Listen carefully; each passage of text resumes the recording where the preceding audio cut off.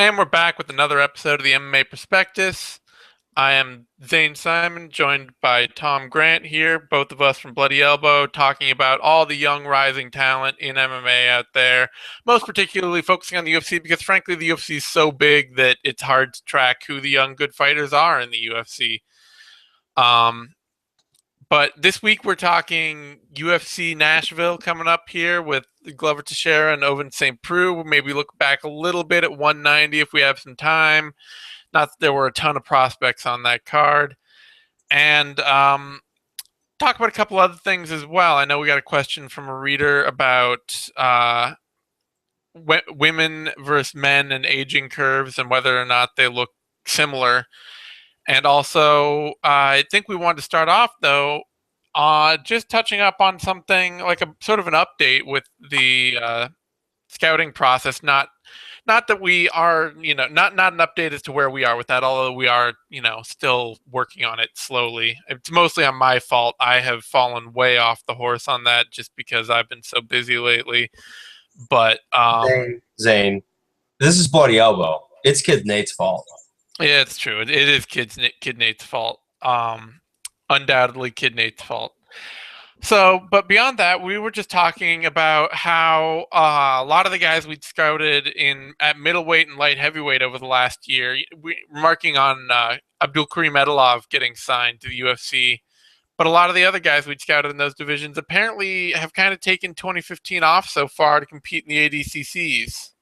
Yeah, so for those of you that don't know how the ADCC process works, it's really opaque, like who gets invited. They kind of release the names out like little by little, and then usually there's a process of like, oh shit, we forgot this guy, and they send out like a last second invitation.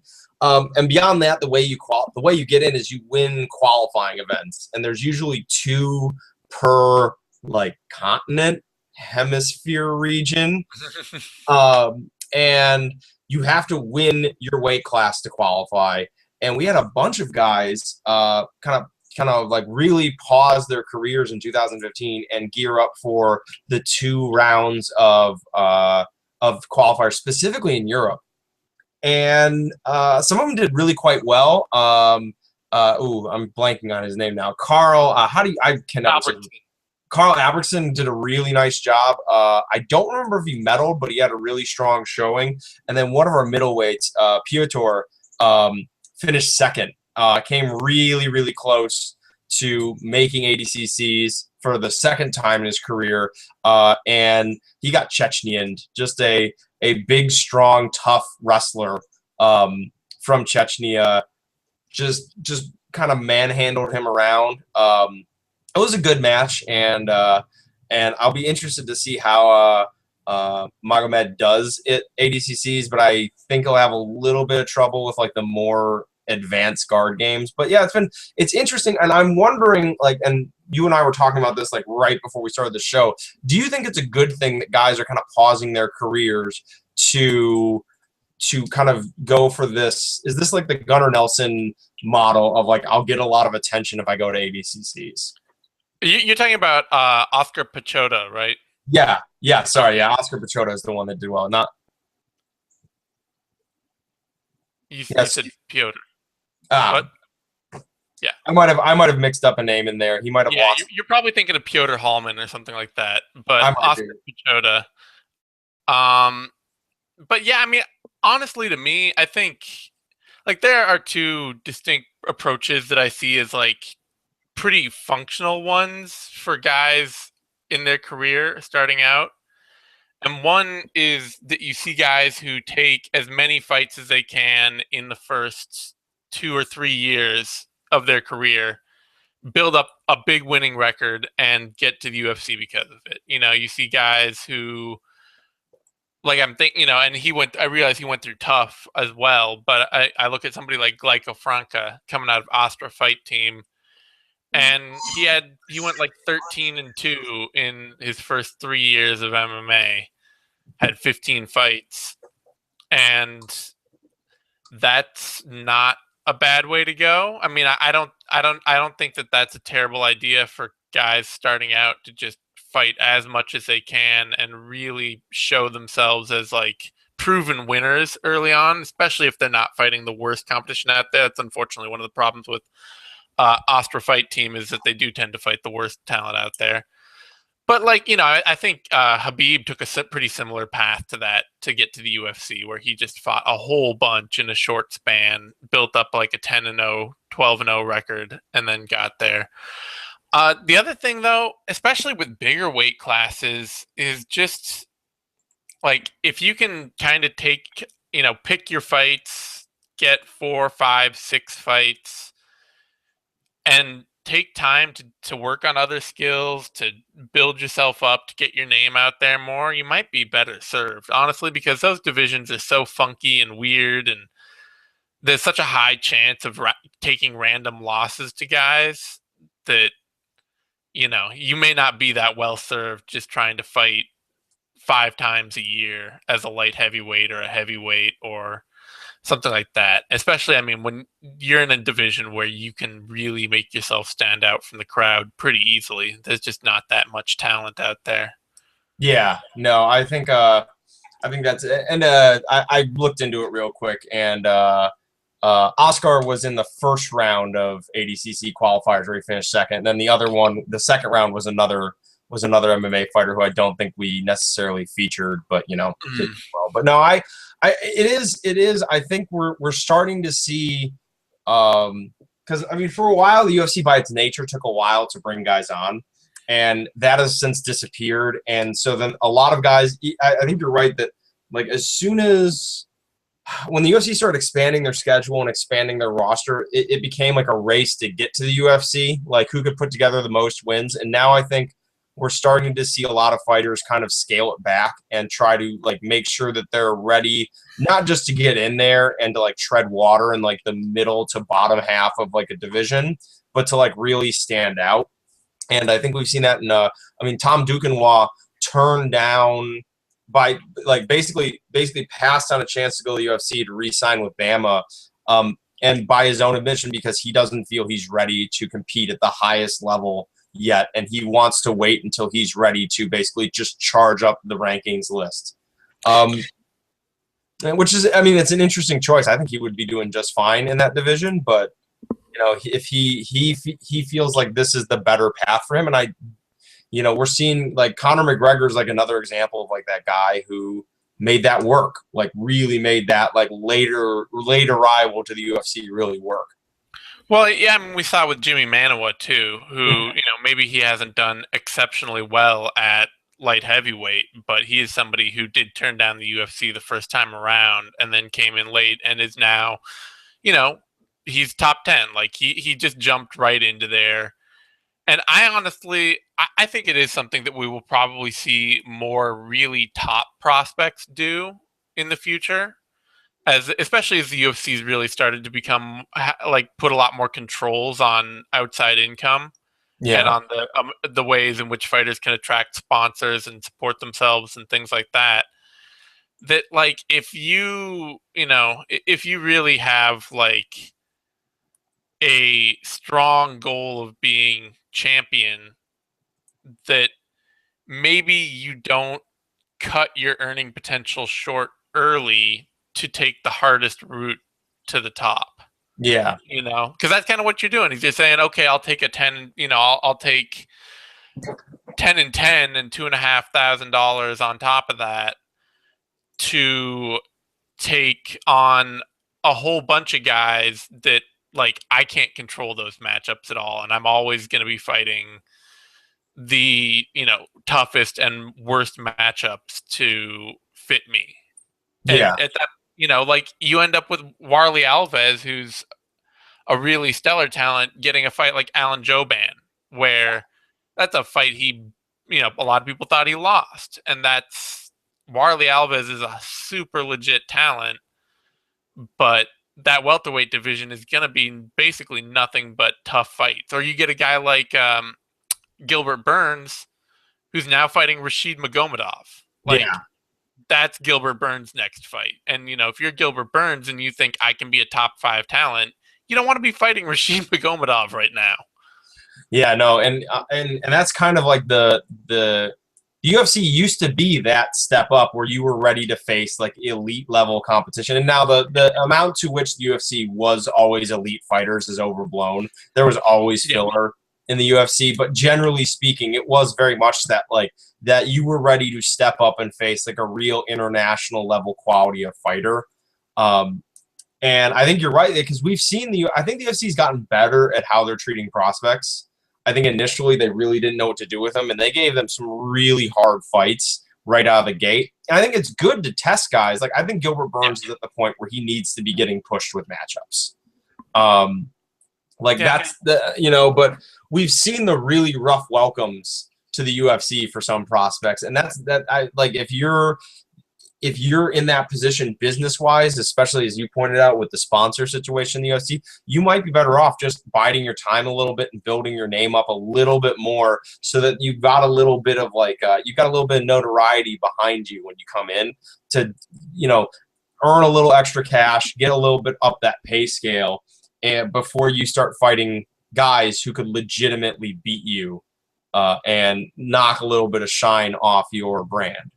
Yeah, because I mean, it's not like the UFC's immune to hype. If they think a guy is coming in as a pretty finished product who can compete at a high level, Saying they're addicted to hype. Well, I mean, but we're talking Joe Silva and I mean Sean Shelby. They're not. I think, they're not generally, honestly, taking guys just because they're really hyped. I think they tend to be. In fact, you could say they're almost overly cautious at times. Yeah. But they're not totally immune to that. And so, if you do get a guy who's really built himself up over a while and is coming in with this idea that I can compete immediately at a high level, then they may have a lot shorter path to getting to those big fights than your guy who's just coming in at like 4-0, 6-0, last minute replacement at 9-2 or something, and getting a random fight at the bottom of a card and winning it. And that suddenly, that guy may have a lot harder work to do than somebody like Conor McGregor, who's coming in as a champion, 2-division champion, telling everyone who will listen that he will be the champ and he has a legit claim to being a top 15 fighter right away. Yeah. So it's certainly something that, especially as we talk about guys like Duquesnoy and others, that I'm interested to see, if they can take that longer route and make that work for them regularly. Yeah, I think it would be. It's an interesting. We're in an interesting point in where MMA is at because of the huge expansion of the UFC's roster, their schedule, and now with drug testing and everything. How are guys going? The drug testing, the sponsorships. How are guys going to make their way to the UFC? Because at this point, fighting at the UFC is becoming a very, very different proposition than fighting on the regional level. Yeah. You're really you're setting yourself up to carve out a career in the UFC, because they aren't it's going to be so controlled. The way you have to be able to make money is to be there for a while. It's no longer, I can get this big platform and maybe make a bunch of money quickly with a couple of big fights, get to the big show and get that one fight in the big show and I'll be there. Yeah. It's no, I got to be there for 4 or 5 years. Mm-hmm. That's got to be my goal. And so I think that's a much different world to look at for fighters on the rise. Is that you can't, the goal can no longer just be to show up in the big show. You have to be there to I want to have a long-term career here. Which is sad, because the other end of it is that you got Dana White and guys at the top saying this isn't a long-term career, so don't expect to make any money. Yeah. Yeah, well, and just in general, I mean, the window you have to fight in the UFC for the average fighter is not big. You got to get in there and make your money and then get out. Yeah, I crunched some numbers the other day, just looking at Mike Swick's career, because he ended up with 15 fights in the UFC. and despite being injured for a long time, ended up with 15 fights.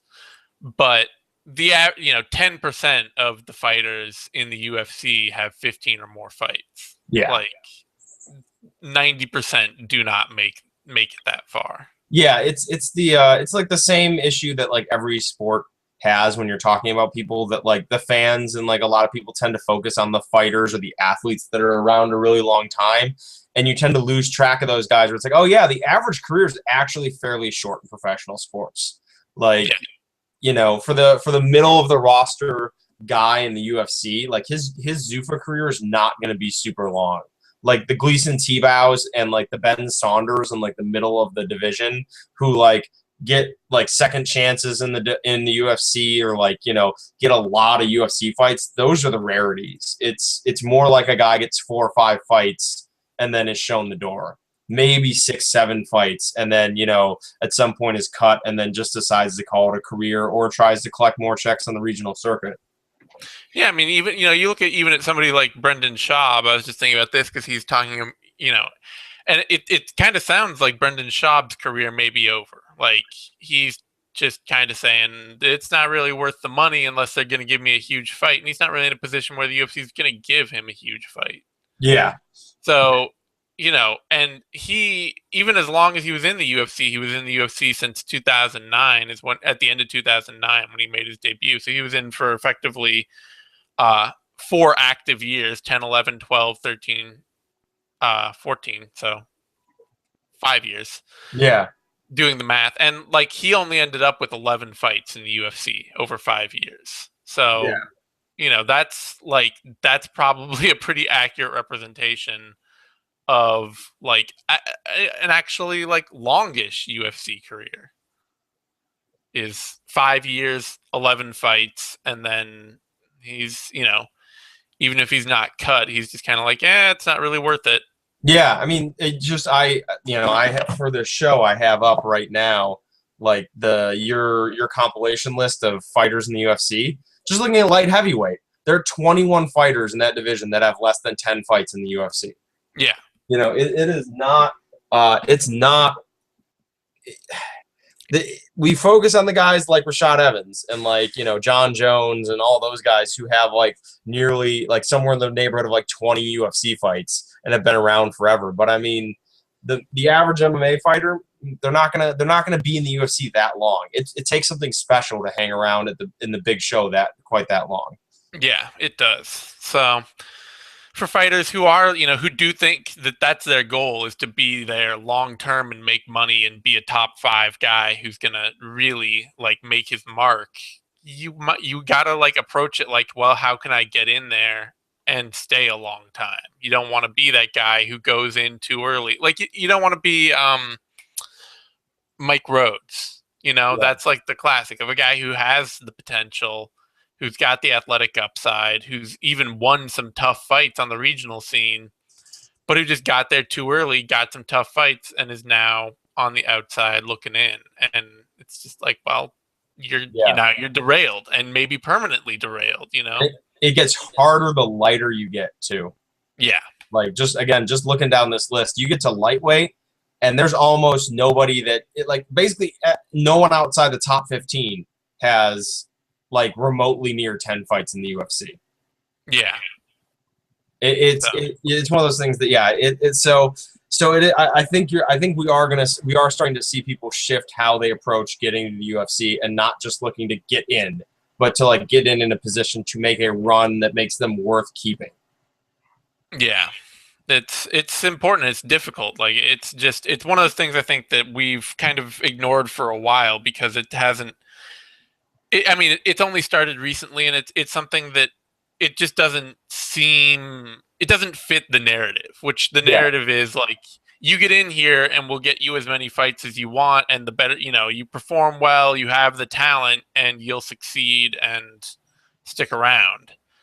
And that is just like it's a really complicated, very trap-filled process, I think, for guys who jump in and want to just climb up from the bottom. Yeah. On that note, we should talk about some of the people who have jumped in and are climbing up from the bottom on UFC Nashville. One of those guys who is making that climb, and probably the most singularly exciting prospect on the card, but not by a wide margin. Not by a wide margin. Singularly exciting. Best guy, blue chip, Ray Borg. And Borg is somebody who, he climbed into the UFC with 6 pro fights and immediately lost to Dustin Ortiz. Like, Wow. that is... Do I remember that fight correctly? And that there was was it the controversy that was split? I thought Dustin Ortiz won it. Yeah, that's coming. That Dustin Ortiz kind of got like, it was one of those, he won and then it was a split decision. And everyone was like, yee, how'd they split that? Yeah. Well, Dustin Ortiz has kind of shown himself to like be a tough out. Like he's a really tough test for guys.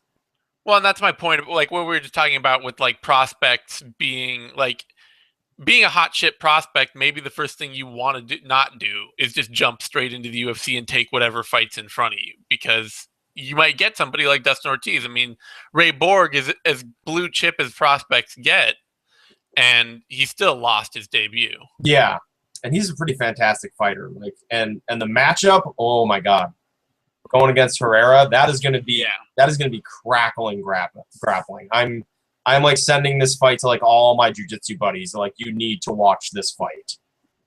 Yeah, it's interesting to me since Herrera comes with this traditional jiu-jitsu background, which is to say that like he's kind of aligned with a coach that's known for being kind of a scammer. Like, yeah, like so.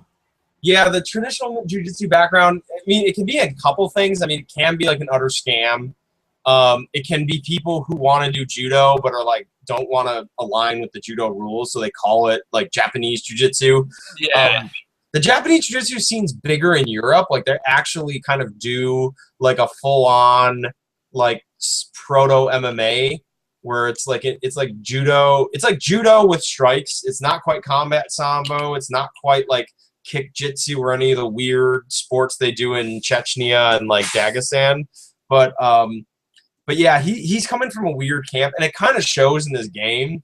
Like, you can see that he's a lot of raw athleticism and like some really well-defined skills and some skills that are really, really raw still. Yeah, his grappling's a little funky. Like, it's not bad, but it's a little like there's some things he does at times where you're just like, ooh. Well, like you are making that work because you are a supreme athlete, not because it's the right way to do it. He really likes the explosive step over to the back. Yeah. And he does it, and if you have an underhook, his attitude is just fuck your underhook. I'm doing it anyway. Yeah. He's got a really nice butterfly guard. Like a surprisingly technical butterfly guard. He even threw some X guard in some of the fights I was seeing, which is like something you don't see often in MMA. His takedown game, he really likes flashy high amplitude stuff, and I think it kind of disguises the fact that he's actually not that good of a wrestler. He gets taken down a lot. That's his major hole, is he's just not a good wrestler. Yeah, and he tends to, when he strikes, he throws like one strike really, really hard. And I wouldn't even like call it combat sambo striking, because at least the combat sambo guys tend to have a diversity to them. And in some cases, he will literally throw like the same left hook over and over again or things like that. But on the ground, like similar attitude to Borg, like break a grip, create a scramble, and embrace and live in the chaos. So I think we're gonna see some insane scrambling in that fight. Yeah, it should be really good, and I do think that Herrera holds a big edge over Borg standing up. I think Borg has some major problems with his striking that he also gets to survive on by the fact that he's just a supreme athlete. I think Borg, if he doesn't get cracked on the feet pretty quickly, I think what we're going to see is the one thing Borg does really well is transition into his takedowns off his strike. I think if they haven't already spotted the fact that Herrera is not a great wrestler, he's going to figure it out really fast as long as he doesn't get rocked. So I think the feet very quickly turns into Borg throwing 1-2 strikes and then an entry. So I'm thinking Borg wins this fight, but I think it's going to be a really fun one. Yeah, Borg should win it just out of positional dominance, just out of being somebody that has repeated and well-honed ways to get to the same positions over and over. and like to keep those positions. I don't think Herrera is quite as skilled. Like he's really explosive and dynamic, but it's a little bit more of a grab bag of tricks that he's kind of pulling out of. Yeah, I think he has a defined game on the ground. It just like Yeah, will it stand up to the higher level? yeah, I really like Herrera's butterfly game. I think he's going to use it to stand up a lot of times. Then when guys kind of crash down, I don't think he's just going to be able to explode to Borg's back regularly. no, I think he'll get it once or twice in the same way that I think Borg's going to catch his back a couple times. So, it'll be a but fun fight. I think overall, I think Borg has a little bit more depth on the ground, and especially when it comes to wrestling. But Yeah, it's going to be really interesting to see because both of them really like being the faster guy. It's going to be interesting to see who is actually faster and how that impacts the other guy's game. yeah. I mean, these are both guys that I would be surprised if. I mean, I would be shocked if neither of them ever challenged for a title, but I would not be at all surprised if both of them didn't end up being title challengers at flyweight at some point in the future. Yeah, well, also flyweight's hurting for prospects, which makes this matchup kind of interesting. That you're kind of like you're killing a dude a little bit here. You're not taking him off the board completely, but you're setting one of them back. This is also my point, like with somebody like Gene Herrera, where it's just like maybe you don't just take the first offer the UFC throws at you because You're fighting like a mere slightly better version of yourself. yeah, like you are fighting. You will never encounter somebody like Ray Borg fighting on the regional scene in Florida. Yeah. Like they would just, the camps would keep them away from each other. They'd be like, no, we're not taking that fight. Yeah. But in the UFC, they're like, well, this is your match. You want to come in, and we're gonna give you this guy, and he's got a similar level of experience, and it'll be fun. Like we want to see the good fight. Yeah. That's great for fans. I want to see this fight a lot, but as a prospect, that is really just It's rough. it's rough. So other fighters on this card that we're looking out for. I mean, a big one is Derek Brunson. Frankly, I keep bringing him up every time he fights and he's really at the point where we should stop considering him an actual prospect because he's getting to the point of having he's reaching past the point of the 6-year mark just about. Sorry, we talk developing fighters on here. He's not prospects, he's developing. He's developing, but he is he is the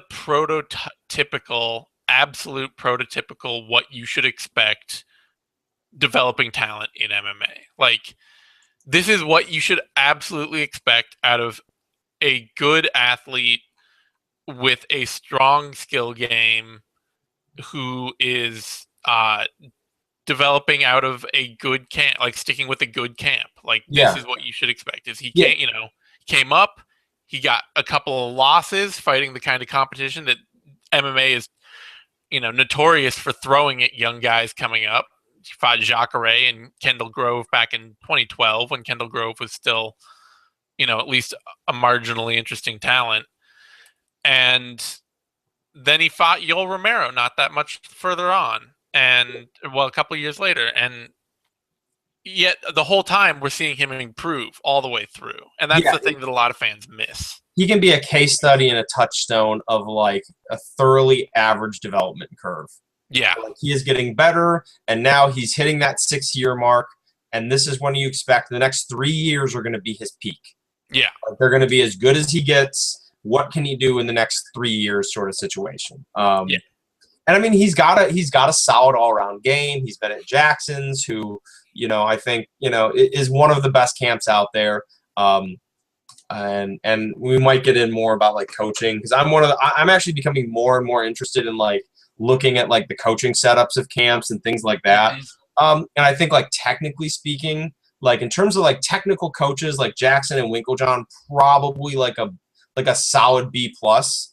But like when you talk strategic thought, it's an A level camp.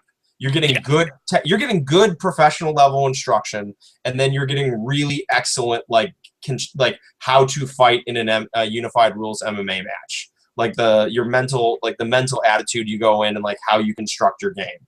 Yeah, they're especially good at taking guys who have no no seeming aspect for victory in a fight, and finding a way to get them competitive for that bout.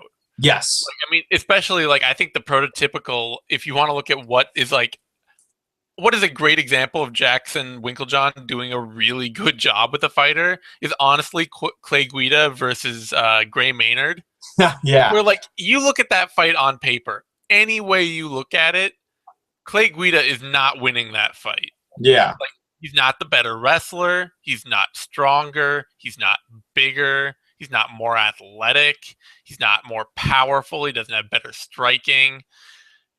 The only way Guida wins it is to stay on the outside and move constantly and try and frustrate Maynard out of his game and make the fight just as ticky tack and, punch volume and take advantage of his cardio. Yeah. And he didn't win it, but he came close, Yeah. Like that's that to me is a great example of a camp getting a fighter ready for a fight and saying like, you're gonna have to do something to win this. And it doesn't matter how bad it looks, but you got to do it because Yeah. is the important part. Yeah. And I think Brunson's kind of constructed himself a nice little game, like Oh yeah, at the core, he's still the wrestler. He's built like a good kicking game. He again is kind of the kick grappler. Like I almost want to just Shanghai the term like kick jitsu from like I think like that needs to be just like an archetype of MMA fighting styles now. The grappler who just likes to stay on the outside and kick. So he's very much in that camp, and he's a grinder on the mat. I mean, like he's gonna win a lot of fights, and he's got some good power. He can finish you if you make a mistake, and if you play a tight game, he'll ride you out to a decision. yeah. He really, and I think it's one of those things too where over time he's slowly become less and less of a grinder. That's what you really hope to see out of guys who start out grinders. Yeah. It's almost the prototypical what I like to think of as like team alpha male development is they get these guys who start out just total lockdown grinders that are practically unwatchable. Yeah. And then they slowly craft them into really exciting, athletic, dynamic fighters who can do a lot of stuff. Yeah. And I don't know that Brunson's quite made that huge leap away from being a grinder, but he's slowly gotten to the point where I don't watch him and think, oh, he's just gonna blanket this guy. Like I expect Brunson to put a pretty serious hurting on Sam Alvey. Yeah, I think like just going back to the idea of like if a guy like what I look for in MMA grappling to like see if a guy is like well coached or if like you look at a camp. I think if you're looking for like a baseline, like a good professional camp, like everyone in that camp should be defensively solid grappling wise. They should be able to fight off takedowns. Like they should be able to be on the ground with good guys, good professional fighters for long periods of time without like giving up a really bad position like in a bad way or like giving up a submission in a bad way. Like if you get broken down by like Damian Maia, like Neil Magny, I would not consider like you got broken down by one of the best in the weight class, the best in the weight class. It happens. Like that's how Damian Maia pays his bills. When you start bringing out when you see guys who are consistently good offensive grapplers in addition to being solid defensively is when you have like a special, like a team alpha male, like fantastic what they have going on there because they take those guys, they give you defensive fundamentals, and then they give you a solid offensive game. It's true. But that sounds like a bridge before we get into too many other prospects to something you wanted to bring up about Blackzilians grappling and their bringing on of Neil Melanson because Michael Johnson isn't a prospect at this point. He's also like gone through the classic career progression. Mm-hmm. Even a rougher one you could say because he lost quite a few fights on his way up. But it's still like it's an almost prototypical career progression for an MMA fighter. 2008 to 2013. He was a win a couple, lose a couple kind of guy as his skills developed, and he was always getting better all the way through, maybe not by leaps and bounds. But now suddenly, from 2013 forward, everything's clicked. Yeah. He's really took the beat. But Blackzilians, so that aside, Black Zillions, he's got this fight against Darius in front of him, and Black Zillions have changed their grappling. Yeah, well, so I was listening to Patrick Wyman, who obviously used to co-host this show with us, his podcast with Connor Rebush of Bloody Elbow, Heavy Hands, and they brought up the idea that it was weird how often the Black Zillions give up their backs. Like, just it seems to be a camp-wide thing, and it kind of gets to my point that, like, when you see an entire group of guys making consistent mistakes like that, it speaks to coaching. And when you look at the Black Zillions' history, it's been a revolving door at grappling coach. Mike Van Arsdale, Mario Sperry, who's the other guy they brought in? One of, like, a big time wrestler that was only there for like a short period of time.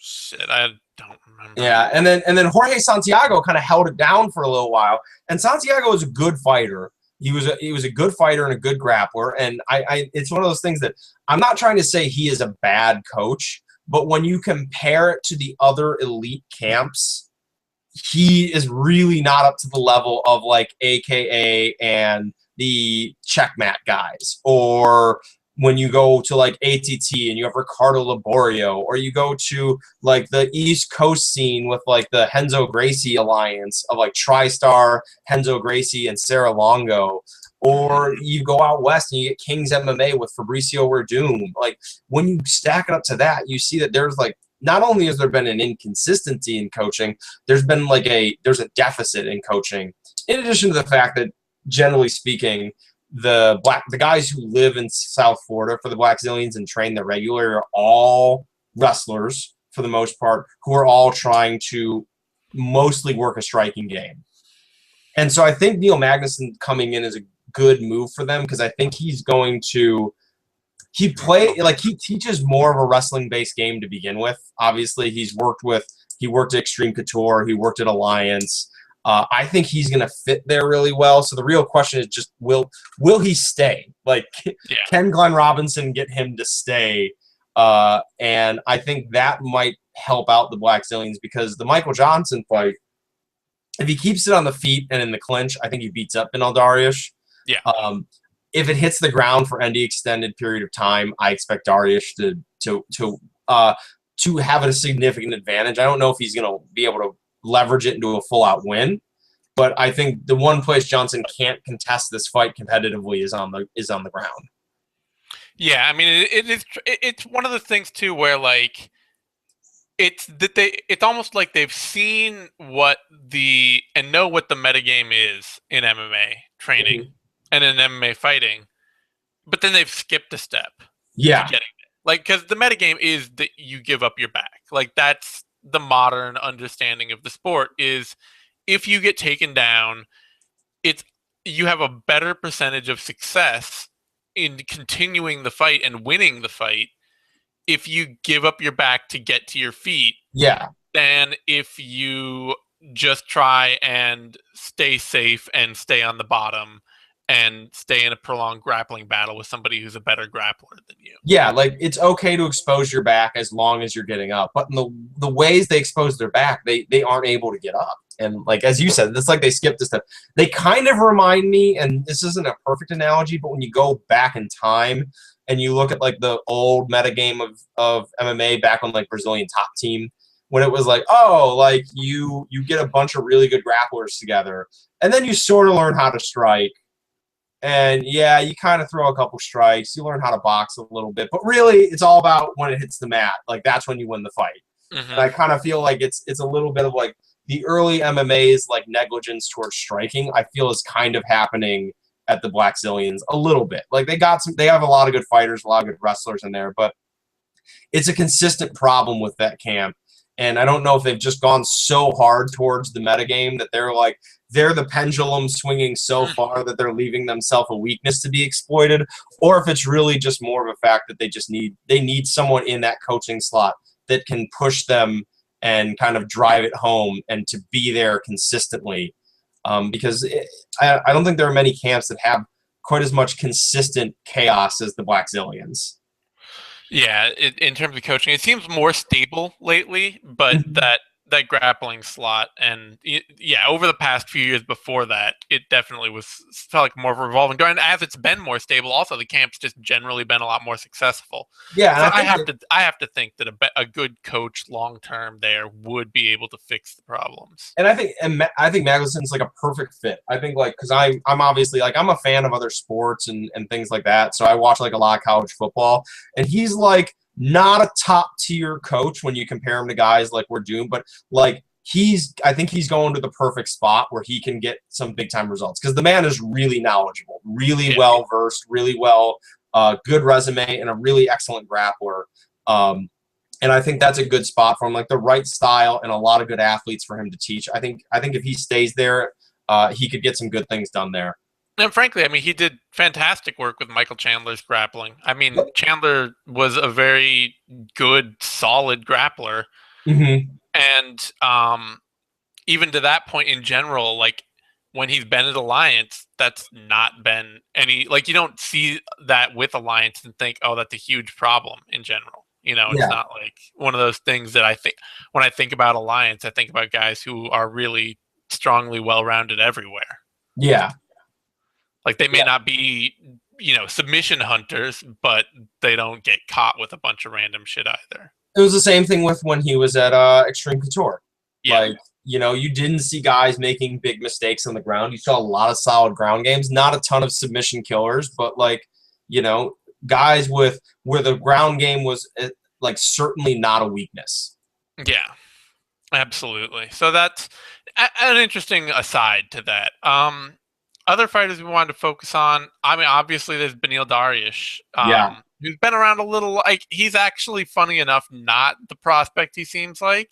He's he's an example of what we're talking about with that idea of maybe why you'd want to pick your spots and take your time and do some other stuff, not get all, you know, put yourself through a ton of fights because he came into the UFC with like, you know, 5 years of experience around the sport. Well, yeah, and he for a period there was making a choice between being a professional grappler and a professional fighter. In 2010, he won a bunch of high-level jiu-jitsu tournaments as a brown belt. He was a Pan Am champion in the gi. He was an IBJJF world champion out of the gi, which is not as good as ADCC's, but still really good. He had, I mean, I think his last competition before he went full in to MMA was he kind of ducked back in and did the 5 grappling like round robin, and he had competitive matches with like Gary Tonin and Keenan Cornelius and like a lot of like the young rising stars in the grappling world right now. So he has transitioned. Like he's not like a guy that gets talked about as like a jiu-jitsu fighter, but I mean like this is a guy that is transitioning from a pretty modern jiu-jitsu game and is kind of acclimated himself to MMA really nicely. Despite the fact that he's kind of an average athlete for the UFC. Like he's like an average level professional athlete when it comes to athleticism. Well, one of the things I've noticed just watching him is that he does have a really freakish build. Yeah. Like he's got a really strange build, really long arms and short torso and just this kind of like almost simian build to him that is, I think, you know, that may be like, it may not be so much as he's a freakish athlete, but he does have some physical aspects that make him outside the norm. Yeah. And that really fit the MMA game really well. Like that kind of build is really kind of ideal for this sport, is to have really long limbs but not be that tall. Yeah. He plays a really excellent game for that. I mean, like he's heavy. I mean, he's got a heavy kick game, which is nice because he's got those nice long legs. He's got sharp punches, but I'm a big fan of how he plays on the mat because he is 100% like a pressure passer.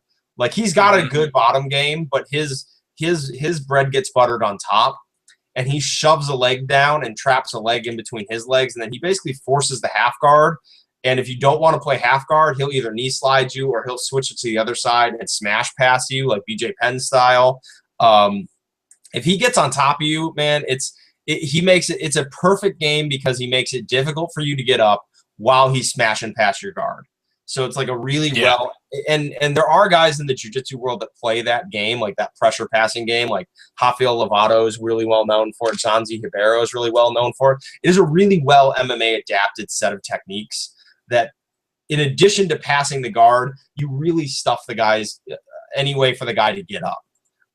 So I don't know if his wrestling's good enough to get Johnson to the ground, because I kind of tag both of them as like Johnson's like a slightly above average defensive wrestler and Dariush is like a slightly above average offensive wrestler.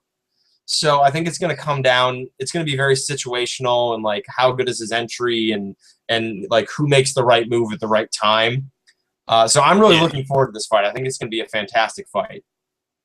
Yeah, and I think it's a kind of fight where even if Dariush loses it, it's like, you know, this is the kind of loss that he can then turn around and say, okay, well, this is the shit I still got to work on, you know? Yeah. I don't think it'll be so devastating a loss that he's not going to recover from that. Kind of reminds me as like maybe like a lower ceiling Rafael dos Anjos. I mean, I know they train together, but like, Rafael dos Anjos for a long time was a lower ceiling Rafael dos Anjos. Yeah. I mean, like maybe Dariush is what we thought dos Anjos would be, like as opposed to like maybe that's where he's going to be at. Because I think Dariush can hang around in the top 10 for a little while. He reminds me. I mean, maybe without quite the elite wrestling, but you know, and that could develop over time more. But he reminds me a lot of kind of Damian Maia. Yeah. You know, where it's like the hands are actually a bit better than advertised, but still a problem, still someplace he can get caught. And then he's got the kind of ground game that for a lot of fighters, it's just like, no, you really do not want to test that. Yeah, you don't want to mess with that. To that point, I want to talk a little bit about a couple of prospects together. I think I want to lump them together because they should be the same, but they're not. And those are Jared Rosholt and Sarah McMahon. And they're actually kind of at similar places in their career. They both started at the same time in 2011. They're both in similarly thin divisions. Mm-hmm. They both have a couple losses, really to only like UFC level fighters. Rosholt to Derek Lewis and Alexia Oleinik, Sarah McMahon to Miesha Tate and Ronda Rousey. Yep. But I feel a lot more sold on Jared Rosholt as somebody with a bright future, and I think the big reason for that, and I guess I can't even say that, but to some extent, is that I think he's training at a better camp. I mean, Team Takedown, I think he's just taking his career more seriously. And it's the kind of, like, I think Jared Rosholt, he reminds me of Ryan Bader to some extent as an example of how far I expect somebody to get with a limited game who really takes their career seriously and has just the right skills to move forward in their division. I would agree with that. I think he's kind of like for the heavyweight, I think he is kind of a Ryan Bader type. And Sarah McMahon, just like, I feel like we've seen problems with her that just haven't been getting fixed. Yeah. Like, I mean, going back to it, I mean, like, when she was coming into the UFC out of Invicta, and a lot of people tagged her as like, oh, well, she's the one to beat Ronda Rousey because she's a wrestler and wrestling beats judo. A lot of people who actually followed her pumped the brakes and saying like, well, hold on, because like Shayna Baszler got stuff done against her on the ground. Yeah. Like that was really like the Sarah McMahon fight and the Sarah Diadello fight is like the last time Shayna Baszler's looked good. And like that includes her last 3 MMA fights, and that includes her catch wrestling match at Jiu-Jitsu in the Park. Like this is like, she hasn't looked good since those 2 fights. And McMahon won the fight, though a lot of people who saw it kind of thought that there was a case for Baszler to have won. And I think we saw like the Ronda Rousey fight was obviously its own thing. Ronda like it was the first real look we got at like Ronda's evolving clinch game.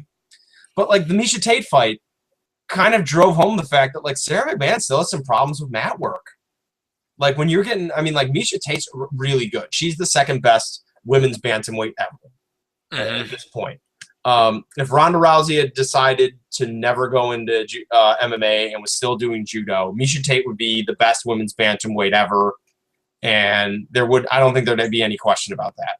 There'd be some question, but it would be she would be in should I mean, and I don't want to make this comparison like this isn't a comparison on skill and potential or anything like that, but she would probably be closer to the BJ Penn conversation of best lightweight ever, Yeah, where it's like it's something people would say, and then a lot of other people would be like, well, I mean, he only had the 2 title defenses, and like that does, like what makes BJ Penn the best lightweight ever? I don't think there are any best lightweights ever. Is kind of where that yeah, conversation eventually goes. So I think she'd be more in that kind of tone where people would be like, I don't think there have been any best bantamweights ever, yeah, but she would still be like the top of the pack. yeah. Or the state the men's Yeah, bantamweight is in now, where it's like, well, who is the best? Like, so. But yeah, like getting beat by Miesha Tate is like not a huge thing. But like when you're coming in as the Olympic wrestler and Miesha Tate is reversing you and then like pinning you down in side control, like, that's not good. And I think we talked about this before. She trains at a small camp. It kind of shows in like the incomplete nature of her game. I'm more worried about Sarah McMahon. And I mean, we're going to talk about women's aging curves, but I think McMahon probably has about as much time in the division as Rochelle does in heavyweight. Like, I think those are two divisions. The problem is that I feel like in the future we may see more women's talent come into the sport than we're going to see heavyweight talent come into the sport. So, I mean, we've already seen it. I mean, like Ronda Rousey is kind of like the case in point example of like when the game changed on people. And like people like Shayna Baszler kind of got left behind. But I feel like Rochelle probably has a better shot at being something just based on the fact that he is actually building himself and improving his game as opposed to McMahon, who kind of seems like the same fighter every time out there. And her performance only varies based on like the level of fighter she's facing. yeah. It's very. I mean, because like Rochelle, we have actually seen marked improvement in Rochelle's technique Yeah. as a fighter.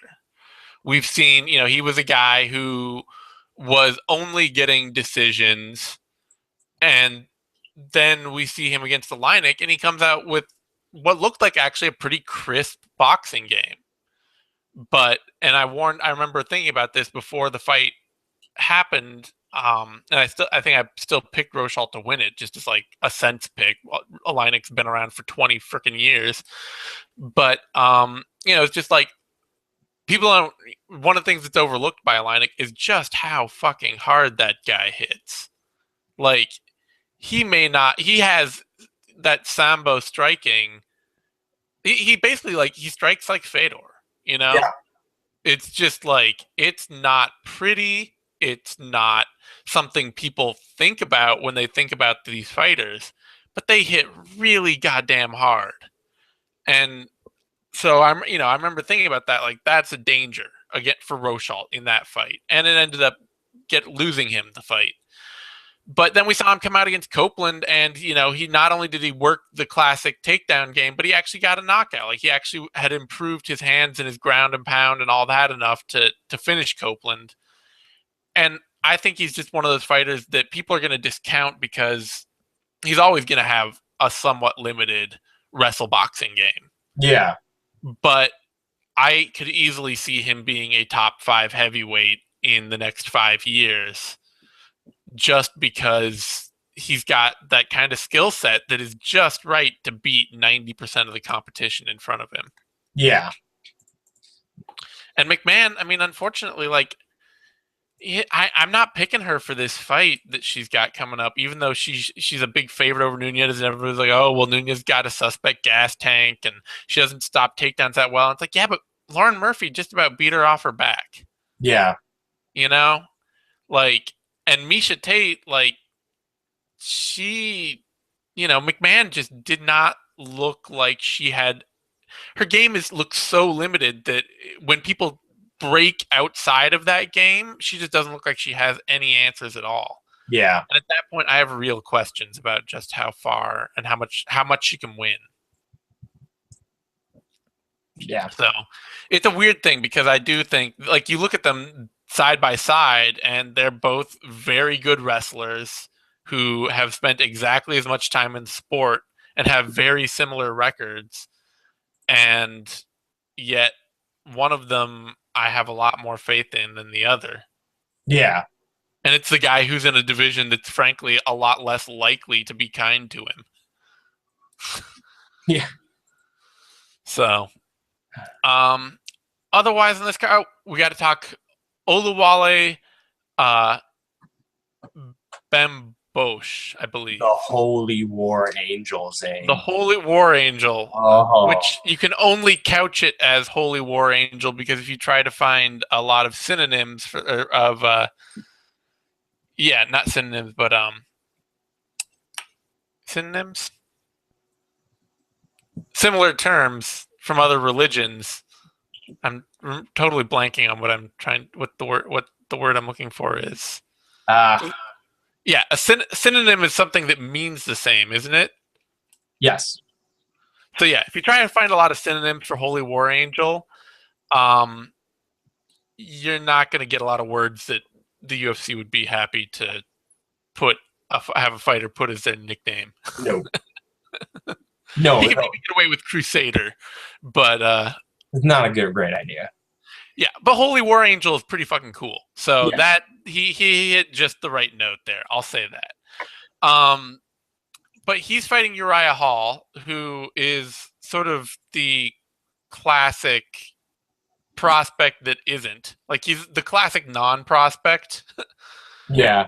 Almost like he's that guy that we all want to be super excited about, and it's just like it just doesn't look like it's happening. It could. I will give this to Hall. He still has enough time. If we're looking at when he really started his career back in 2009, things could snap 7 or 8 or 9 years in. Everything could just click for Uriah Hall suddenly. And we'd be like, oh my God, where was this guy this whole career? We've been waiting for this moment. But Bambosh, I don't know. Like I'm excited for him, but I think people expecting him to just come in and wreck shop are going to be kind of disappointed. I would agree with that. He's a plus athlete, and you can see it because he's aggressive as all hell, and he's got big time power, and he's really fast, and he looks like he's got heavy base, and he's got he pressures guys and then goes to town on them. His technique's pretty limited, like striking, grappling, wrestling, and he's fought mostly filler on the regional circuit. So I think there's a pretty good chance that we see him hit a couple guys, them not go away the way that he's used to guys dropping when he hits them, and then having some struggles. I think it's possible he gets some big time fast knockouts in the UFC, but I don't think he's going to come in and go on the run that a lot of people are expecting, especially, we're talking middleweight, and there's a fair chance that there's a couple guys in that division that could take him down and do some work on him. If you put him, if you put him in there today with Derek Brunson would run over him. Yeah. And there's a couple fighters in that division that could give him problems. So I'm excited to see him get in there. I'm excited to see if he develops. But I don't think he's going to take the division by storm the way the way some people kind of think he will. It's true. And so, yeah, it's just like I think the big thing I'm worried about him with right now is, and I think this is something that will very much be solved with time, because he's spent very little time fighting as a pro right now. Yeah. Like his career is super raw. Yeah. I think it's like a year old. 2, I think, at this point. Yeah, he started in, let's see, 2013. Yeah, he started June 2013, so he's 2 years in. He's 2 years in. That's still that's fine. Like you're supposed to be raw at that point in your career. Like there's nothing wrong with it. Yeah, and so the big thing I think that we'll need to see is him figuring out how to fight in a way that preserves his gas tank. I think that's going to be his biggest early problem in the UFC, is that he's going to be a guy who is just going to be like hot fire for one round, and then survival all the rest of the way out. It's possible.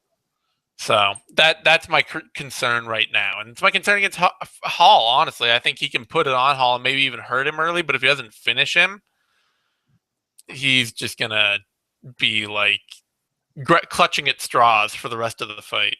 Yeah. You know, the very best I think you could hope for out of him would be that like Warley Alves versus Alan Jouban fight, where Alves just came out like an absolute monster and then was surviving the rest of the fight.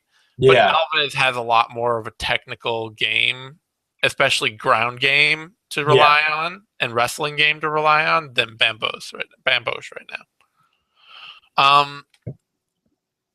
So on that note, we got a question from one of our readers that I want to dive into a little bit, and I've just been kind of looking over some basic parts of it. And his question was basically, do you think that women's MMA ages the same way as men's MMA? And maybe not because of the level of competition, because of damage, they take less damage, things like that. And were there, should we be expecting to see some fighters hang out longer than they do on the men's side, or shorter for that matter? And honestly, I think from what I've seen, and I'm just trying to and this is anecdotal because I'm really just looking at a few fighters here and there. It really seems to be very similar. Yeah, I was gonna say my touchstone, like the first person I thought of to look at would be Shayna Baszler, who was kind of like that. She was very much on the pioneer side of women's MMA, and right when that 9-year mark hit is when she started falling off. Mm-hmm. And part of it might be it's not all good matchmaking, because I mean, like in 2010 she beat Alexis Davis, and that's a really quality win. Yeah. Like as soon as 2013 hit, the wheels fell off. So I think it would be kind of similar in the way that we've seen like heavyweight or like light heavyweight be. So I would expect there to be more outliers. But I kind of still think that the same principles are going to hold true, because it's not a radically different sport. And if we see a big influx of talent, I think we'll then if we see a big influx of talent, if we see like a real Ronda Rousey effect and we get other combat sport athletes coming to MMA, I think we will see the outliers kind of reduced in number, and we'll come to a much more stable kind of situation. Yeah, and I mean a big part of that too that I would say, and because it's funny, like you could try to think about, oh well, who are the faces that have been around for a long time now, and women like Megumi Fuji retired right around the 10-year mark. Tara LaRosa has, she really started to look like she was on a serious decline around that 9-year mark. Kedzie was on that classic curve too. Yep, Kedzie was on that classic curve too. And then you look at some of the other women that you think have been around a long time. You look at Tanya Evinger. Yeah. Who, it's like, oh, well, Tanya Evinger's been around forever. She started in 2006. Yeah. Like, the reason she's at her best right now and has won Invicta title right now is because she's still, like, in the prime of her career. Yeah. Like, there's no reason to expect Tanya Evinger to have fallen off yet. And you look at Miesha Tate. She's been around for a while. 2007. Like... Yep. Tate is still classically in the prime of her career. Yeah, she's at the very end of the prime of her career, but she's still in it. Yeah, she's still in that slot, and I think one of the big things to think about here for that, and Cyborg too, especially she's Cyborg. Yeah, like she hasn't been around that long either. I mean, like she's 10 years, but I mean, like compared to some of these other ones, I mean, like she started in 2005 as compared to like 2003 or 2002. Yeah, and if we want to take allegations of her doping seriously, which she's failed the drug test, so there's certainly reason to. Yeah. At some point, that's something that classically extends fighters' careers. Like that's a good reason for somebody like her to be dangerous. She's also taken extremely little damage and Yep. And for having a 10-year career, she hasn't had that many fights. I mean, like 15 fights across 10 years, so that also would speak towards longevity for her. Yeah, and she's slowed down as she's gotten older too. Yeah, You know, she's now only taking one fight a year basically. yeah, Um, but one of the things too that I want to talk, one of the reasons I think behind this too is that, and we keep talking about this as like I think it's hard to impress or to press this enough because it's something that even I forget continually. Is it when you're talking about why fighters fade after 9 or 10 years in the game? It's not so much that they are taking damage in fights; they are, but it's that this. I mean, they're in the gym. You know, they're taking damage in the gym, and for a lot of these women, they're not. You know, a lot of them they're not sparring with other women exclusively. yeah, So when they're getting in the gym and they're going hard, you know, they're going hard and getting in rounds, they may be, you know, fighting the other, you know, they're fighting the dudes in their gym. They're getting hit by guys in their gym. They're wrestling with guys in their gym, and they're taking that kind of wear still, just like anyone else. And it's really because it's not even a. I would say, you know, part of it's concussions and traumatic brain injury and stuff like that, the depressing side of it, but a lot of it's just joint wear. It's just like you get injuries that stop healing as yeah, quickly as they would. And that's what you see out of fighters is you see them, you know, suddenly it gets late in their career and, you know, suddenly they're fighting once or twice a year and it's not because they're picking and choosing just waiting for the right fight. It's because they're battling all these little injuries all the time. You know, they're constantly trying to get healthy. They're constantly, you know, you look at Daniel Cormier, and even as somebody who, for him, you know, he's still got some time. He started in 2009, but he is constantly battling knee injuries right now. Like yeah, that is just something that he's constantly dealing with, and too much longer. Like that alone could be the deciding factor in him no longer being a championship caliber fighter. yeah. I mean, like, and it's something that I think anyone who trains can speak to. But like, you know, I did an NCAA career, and then I transitioned to being a hobbyist jujitsu guy, and I'm coming up on 30, and my God, do I feel it? Like, I can't imagine what these professional athletes go through who have been like keeping a pace and taking so much damage. Like, I walk around on the wrong shoes and like sleep on the wrong hotel bed, like I did this last weekend in Milwaukee, and like my back is wrecked for like 3 days.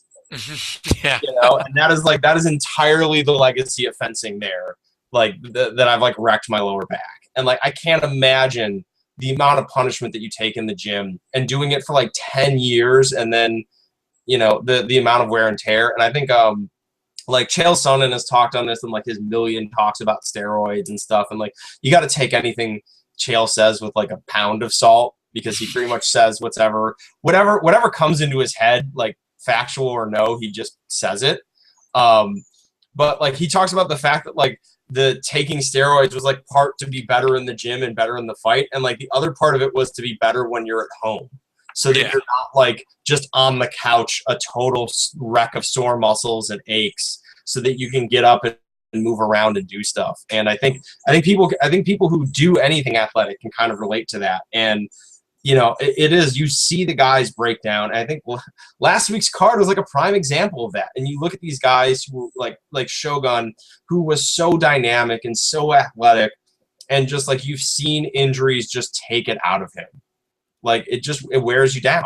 And Shogun, I think, is a great example too of the multifaceted nature of wear and why too. I don't tend to tie this to aging.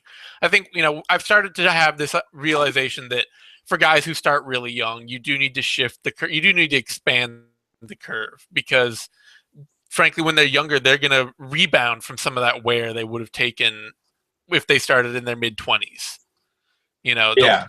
the wear that a guy who's 16 is taking might, you know, he might recover from that torn shoulder a lot easier than a guy who is 26 and tears his Yeah. shoulder. Those kind of injuries mean less to the to. So I'm having to expand, but a big reason that like I don't tend to make a lot of distinction between somebody who turns pro at 28 and somebody who turns pro at 21 is that like the where the fight you see fighters taking is so multifaceted. You know, you look at Mauricio Shogun, and you look at his fight against Little Nog the other day, and Shogun's only 33. He's not an old guy. But he's been around for 13, 14 years now. And what you saw there is he got back with Rafael Cordero. He was, in almost, the traditional shogun, a shoot-a-box shogun. And technically and physically, he looked as good as it looked like somebody peeled 5 years off of him. Going in against Little Nog, he looked fast, he looked fluid, he was kicking well, he was moving well, his technical game looked nice. It looked like, he looked like a 33-year-old guy who had, was the same 33 as somebody who'd been fighting for 6 years, And then he got hit once. Hard. And suddenly all of that went away. It just, his equilibrium was gone. He got rattled. And that fragility, you could see, like, it wasn't just about, oh, well, I got my knees healthy and I'm not feeling that injury right now. So, I'm still young enough and it doesn't matter. It's like, no, you've taken 15 years or 14 years of cage wear. And now when you get hit hard once, you're on skates. And it doesn't even matter if the guy's a huge puncher, or if he catches you, on the top of your head and not on your jaw. It's gonna hurt you all the same. Yeah, and that's the thing. The reason why I think the timeline, men, women, whatever, young, old, it doesn't shift that much is because there are so many different ways in which the body breaks down. Because MMA is such a hard sport. Yeah. It is. There's so much punishment that goes into it that it's just, I really can't, just grappling in general, like just people who do just one of them come to understand. And like, I've done some workouts with like pro athletes, and I've done like MMA rounds where you're tapping, you're not hitting hard, you're just touching and grappling at the same time. And your body just feels wrecked without the punishment of getting hit. Like you throw in the punishment of getting hit, and it's so much worse. So yeah, I think it is one of those things that time in the game is really a more of an indicative thing. If you see a guy who looks like a good athlete, but he's 30, the aging curve still applies, because a big part of it is wear and tear. Because if you see a guy like Robbie Lawler, whose toughness never really faded, who stayed in really good shape and actually had that little lull in his career where he wasn't sparring in the gym at all. And now we're seeing him in like post 10 years in the game, looks phenomenal. Like if you are one of the people who are lucky enough to have that body and have that ability to like stick around in the game long enough, experience is a big bonus. Yeah. But most people can't do it. Like there's something special to Robbie Lawler. Like, regardless of what you think about like, sparring in the gym or whatever, and like he can still take a punch. Like, and not a lot of guys that they're at his stage in their career can still take a punch. And that results in his game where he's able to stand in there and play that pocket game that's so nuanced and so technical, and to a level which other MMA fighters can't contend with him there. Yeah, I mean, there are always going to be a few rare guys that break the mold, and there eventually, I think, as time continues, as drug testing gets heavier, we may see fewer of them than ever before. But they are not, like, they are the exception. They are serious outliers without question, and it is always going to be surprising to see a fighter who is 14 or 15 years into their career, and like I said, didn't start at like 16, 17, 18, and still going strong, competing at the top level of the sport. Yeah. So I guess, we could talk very briefly. I want to wrap this up here before we get, we're already running well over an hour, but quick shout out to Warley Alves for being a complete badass and looking like he's still hot shit. That Yeah. was a really wonderful performance from him against Nordine Taleb. And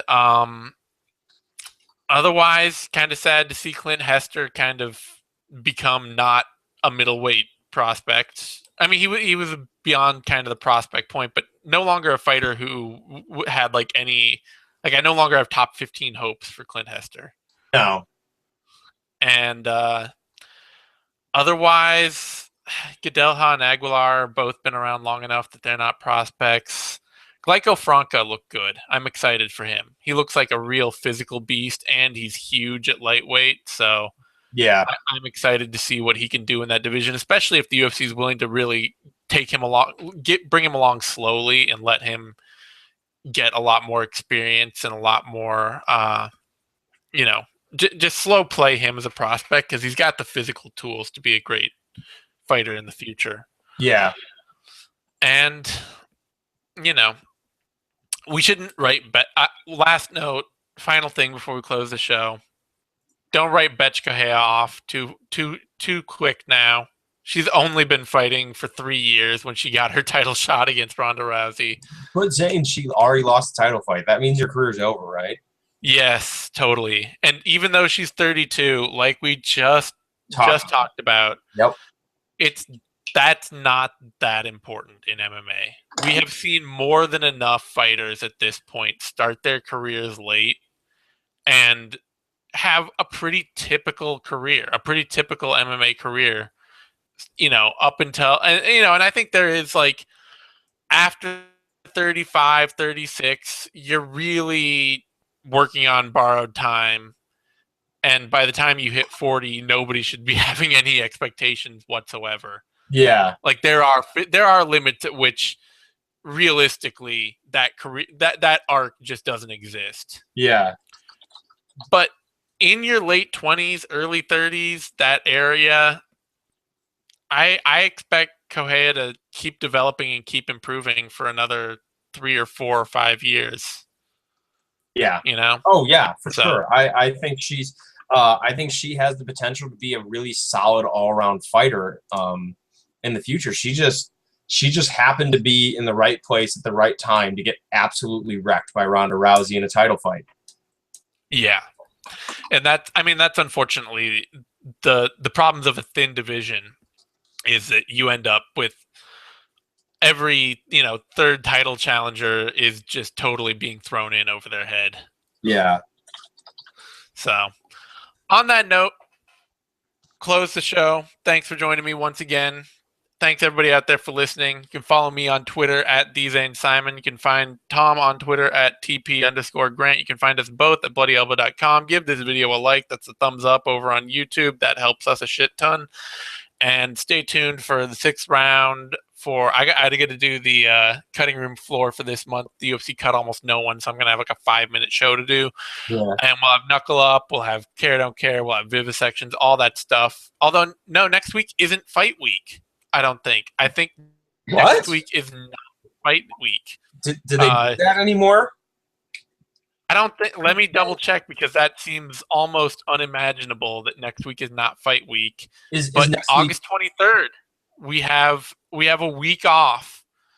So kiss your family, spend time with your kids. Kiss your wife, spend time with your kids. Like take a vacation.